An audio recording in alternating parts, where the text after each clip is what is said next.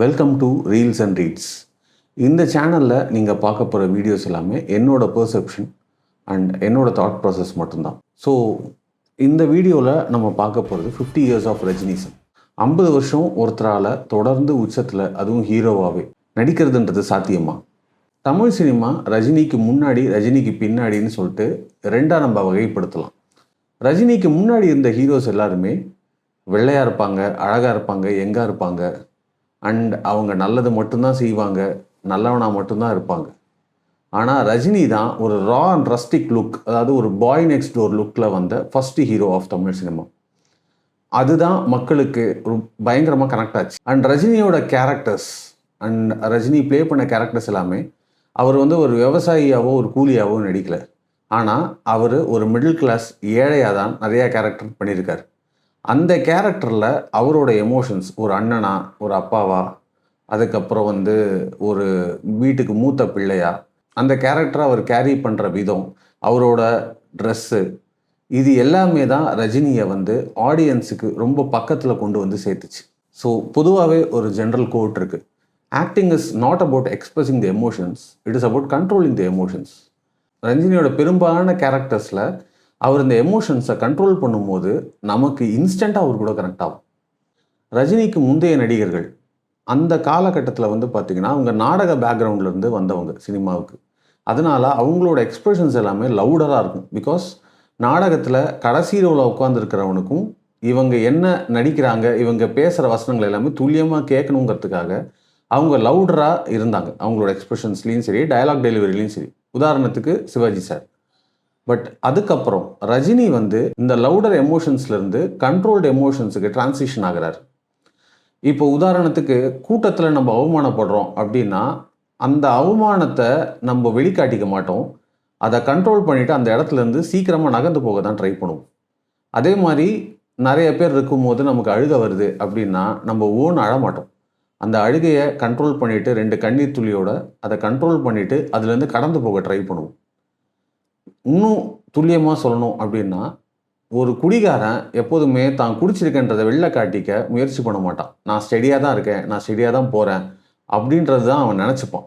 இந்த மாதிரி ஒரு துல்லியமான எமோஷன்ஸ், இந்த நுணுக்கங்களை ரஜினி கரெக்டாக கேப்சர் பண்ணி ஸ்க்ரீனில் கொண்டு வந்தது middle class and lower middle class மக்களோட அவரை ஈஸியாக கனெக்ட் பண்ணிச்சு.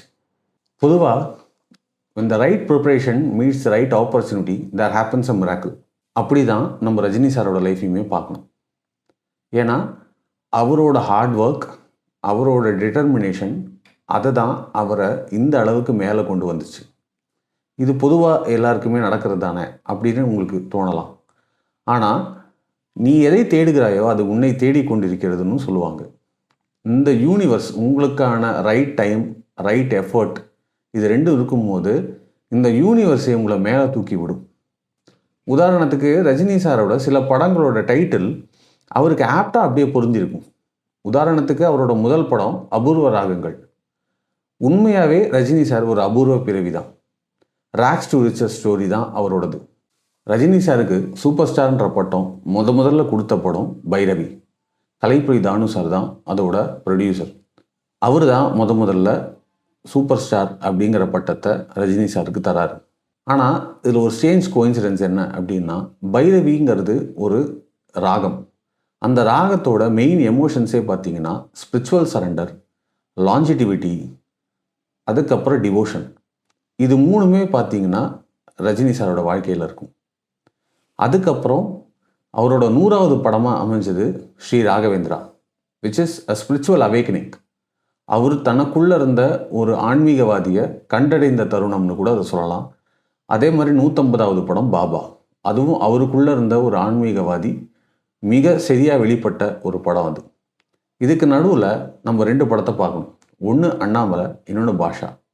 அண்ணாமலையில் தான் அவருக்கு முதல்ல சூப்பர் ஸ்டார்ன்ற டைட்டில் கார்டு வந்துச்சு. அந்த டைட்டிலே பாருங்களேன், அண்ணாமலை. அவர் ஒரு உச்சத்தை அடைஞ்சிட்டாரு அப்படின்னு சொல்கிறது ஒரு சிம்பாலிக் ரெப்ரசன்டேஷனாக அந்த டைட்டில் இருக்குது. அதே மாதிரி பாஷானா என்ன, king. So he is the king of the masses. அந்த டைட்டிலும் அவர் கரெக்டாக பொருந்துச்சு. இது எல்லாமே பார்த்தீங்கன்னா அவரோட வாழ்க்கையில் ஒரு முக்கியமான தருணங்களில் இந்த படங்கள் எல்லாமே ரிலீஸ் ஆச்சு. இந்த படங்களோட டைட்டிலுமே அவர் வாழ்க்கை என்ன மாதிரி இருக்குது, இல்லைன்னா என்ன மாதிரி மாறப்போகுதுன்றத சொல்லாமல் உணர்த்தியிருக்கு. இளையராஜா பாட்டு ஏன் பிடிக்கும் அப்படின்னு நம்ம கேட்டுக்கிட்டோம்னா, கேட்கறதுக்கு நல்லாயிருக்கு, அவ்வளோதான். இதை தாண்டி நுட்பமாக நம்மளால் அதை ஆர்டிகுலேட் பண்ணி சொல்ல முடியாது. இந்த விஷயத்தினால இந்த பாட்டு எனக்கு பிடிக்கும், இந்த நேரத்தில் இந்த பாட்டு கேட்டால் நல்லாயிருக்கும், ஏன் நல்லாயிருக்கும் சொல்ல தெரியாது. அதே மாதிரி ரஜினியை ஏன் பிடிக்கும் அப்படின்னு கேட்டால் நிறைய பேருக்கு பதில் கிடையாது. பிடிக்கும், அவ்வளோதான். ஒருத்தரால் ஸ்டைல் பண்ணி மட்டுமே 50 வருஷம் நின்ற முடியுமா? வாய்ப்பே இல்லை. இருந்தாலும் ரஜினியை நமக்கு ஏன் பிடிக்குது? நம்ம ஏன் ரஜினி கூட கனெக்ட் ஆகிறோம் இன்ஸ்டண்ட்டாக? ஆன்சர் ரொம்ப சிம்பிள். அவர் படத்தில் சொன்ன கோர் வேல்யூஸ், நேர்மையோ விசுவாசமோ உழைச்சி முன்னேறணும் அப்படின்னு சொல்கிறது, அதுக்கப்புறம் உறவுகளுக்கு உண்மையாக இருக்கிறது, தவறு பண்ணால் அதை உணர்ந்து திருத்திக்கிறது, இந்த மாதிரி விஷயங்கள் எல்லாம் அவர் படத்தில் பண்ணும்போது நமக்கு அது ரியல் லைஃப்பில் ஏதோ ஒரு வாழ்க்கை சம்பவத்தோடு அது கனெக்ட் ஆகும்போது இந்த இடத்துல நம்ம இப்படி தானே இருந்திருக்கோம், இந்த இடத்துல நம்ம இப்படி கோவப்பட்டுட்டோமே, இந்த இடத்துல நம்ம நேர்மை இல்லாமையோ விசுவாசம் இல்லாமையோ நம்ம நடந்துக்கிட்டோமேன்ற குற்ற உணர்ச்சி நமக்குள்ளே குத்தும் போது நம்ம அதை சரி பண்ணிக்கிறதுக்கு ரஜினியோட படங்கள் ஒரு டூலாக அமைஞ்சிருக்கு. நமக்கு இதெல்லாம் ஒவ்வொரு காமன் மேன் கூடயும் கனெக்ட் ஆகிற ஒரு விஷயம். இதனால் ரஜினி இன்னும் மிடில் கிளாஸுக்கும் லோவர் மிடில் கிளாஸ் பீப்புளுக்கும் ஒரு காமன் மேனுக்கும் ரொம்ப பக்கத்தில் வர ஆரம்பித்தார். ரஜினி ஃபேன்ஸ் எல்லாருக்குமே ஒரு யூனிக்கான கதைகள் இருக்கும். அதாவது அவங்க எப்போ ரஜினி ரசிகராக மாறினாங்கன்ற ஒரு குறிப்பிட்ட தருணம் எல்லாருக்குமே வாழ்க்கையில் உண்டு. அப்படி நான் படித்த ஒரு ஃபேசினேட்டிங்கான கதை என்ன அப்படின்னா, 2015 ஆம்ஸ்டர்டாமை சேர்ந்த ஃபிலிம் மேக்கர் ரிங்கு கல்சி ஒரு டாக்குமெண்ட்ரியை எடுக்கிறாங்க. இந்த டாக்குமெண்ட்ரியோட பேர் என்னென்னா for the love of a man. இந்த டாக்குமெண்ட்ரியில் பேசுகிற விஷயங்கள் என்னென்னா, விளிம்பு நிலை மக்கள், அடித்தட்டு மக்கள், மிடில் கிளாஸ் மக்கள், இவங்களோட வாழ்க்கையில் ரஜினி கொடுத்த இம்பேக்ட், ரஜினியோட படங்கள் கொடுத்த இம்பேக்ட், இதை பற்றி தான் இந்த டாக்குமெண்ட்ரி ஃபுல்லாக பேசுது. இந்த டாக்குமெண்ட்ரியில் ரொம்ப முக்கியமான ஒரு கதை ஒன்று இருக்குது.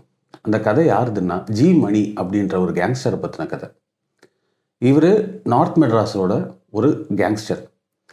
இவர் ரஜினி படங்களை பார்க்க ஆரம்பித்து ரஜினி சொல்கிற மாரல் வேல்யூஸை இவர் உள்வாங்கி இந்த கேங்ஸ்டர் லைஃப்லேருந்து நம்ம வெளியில் ரஜினி மாதிரி உழைச்சி சம்பாதிச்சு மேலே வரணும் அப்படின்னு நினைக்கிறாரு.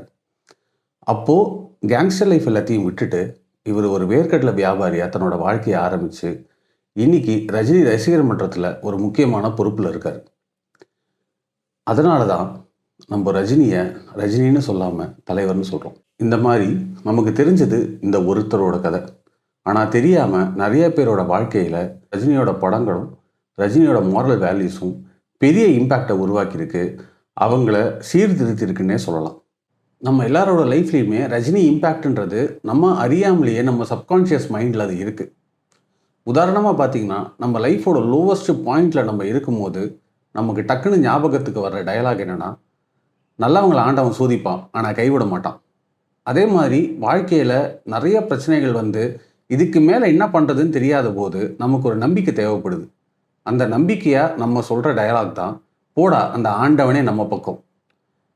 இது நமக்கு ஒரு கான்ஃபிடென்ஸை தருது, ஒரு மோட்டிவேஷனை தருது, நம்ம பிரச்சனைகளை சமாளித்து நம்மளால் மீண்டு வர முடியுன்ற ஒரு நம்பிக்கையுமே இது கொடுக்குது. ரஜினிக்கு முன்னாடியும் சரி, ரஜினிக்கு அப்புறமும் சரி, நிறைய ஹீரோக்கள் இருக்காங்க, வந்திருக்காங்க, இனிமேலும் வரப்போகிறாங்க. ஆனால் ரஜினி மட்டும்தான் நிறைய பேரோட லைஃப்பில் இம்பேக்டை கொடுத்துருக்காரு. அந்த இம்பேக்டை கொடுத்ததுனால தான் நம்ம ரஜினியை ரஜினின்னு சொல்லாமல் தலைவர்னு சொல்கிறோம். ஒரு தலைவர் ஃபேனாக நம்ம எல்லாருக்குமே இருக்கிற ஆசை என்னென்னா, என்னைக்காவது ஒரு நாள் தலைவரை பார்த்துட மாட்டோமா, அவர் கூட ஒரு ஃபோட்டோ எடுத்துட மாட்டோமா, ஒரு 2 வார்த்தை பேசிட மாட்டோமான்றது தான். அதே ஆசை எனக்குமே இருக்குது. எனக்கு தலைவரை பார்த்தா 2 கேள்வி கேட்கணும்னு நான் ஆசைப்பட்றேன். முதல் கேள்வி என்னென்னா, உங்களோட ஸ்பிரிச்சுவல் ஜேர்னி, அதாவது கோவிலுக்கு போகிறது, சாமி கும்பிட்றது, இதெல்லாமே பக்தி. ஆனால் ஆன்மீகன்றது அதையும் தாண்டி ஆழமானது, ரொம்ப நுட்பமானது. ஒரு யோகி, ஒரு சித்தருக்கான மனநிலையோட தலைவர் எப்போவுமே இருக்கார். ஸோ இந்த ஜேர்னி எப்படி பாசிபிள் ஆச்சு, இதோட தொடக்க புள்ளி எங்கேருந்து ஆரம்பிச்சுது, ஒரு சாமானியன் ஆன்மீகத்துக்குள்ளே தன்னை செலுத்திக்கணும்னா அவன் எங்கேருந்து ஆரம்பிக்கணும், அவனுக்கான வழிமுறைகள் என்ன, அவனோட என்லைட்மெண்ட்கான ஒரு எண்ட் பாயிண்ட்ன்றது எப்படி அவன் உணர்றது, இதுதான் என்னோட முதல் கேள்வி. என்னோட 2வது கேள்வி என்னென்னா, நீங்கள் எப்போவுமே ஒரு விஷயத்தை ஆழமாக சிந்திச்சு தான் முடிவெடுப்பீங்க. நீங்கள் ஒரு நல்ல பேச்சாளர், அற்புதமான தலைவர், தலைமை பண்புகள் எல்லாமே உங்ககிட்ட இயற்கையாகவே இருக்குது. அப்படி இருக்கும்போது நீங்கள் அரசியலுக்கு வர்ற முடிவை நீங்கள் தாமதமாக 2017 தான் எடுத்தீங்க. அண்ட் அதுக்கப்புறம் 2020 நான் அரசியலுக்கு வரப்போகிறதும் இல்லை அப்படிங்கிறத அறிவிச்சிட்டீங்க. உங்களை நம்பி இருந்த தமிழ்நாட்டு மக்கள் நிறையா பேருக்கு இது ஒரு பெரிய ஏமாற்றமாக இருந்தது, நான் உள்பட. அந்த முடிவுக்கு அப்புறமா என்னைக்காவது நீங்கள் ரிக்ரெட் பண்ணியிருக்கீங்களா? இந்த கேள்வியெல்லாம் கம்ஃபர்டபுளாக சேரில் வீடியோ ரெக்கார்ட் பண்ணும்போது எனக்கு கேட்க தோணுது. ஆனால் உங்களை நேராக பார்க்கும்போது உங்கள் பல கோடி ரசிகர்கள் மாதிரி எனக்குமே பேச வருமானே தெரில, உங்கள் காலில் தான் விழுவேன். ஃபைனலி ஹாப்பி பர்த்டே தலைவா.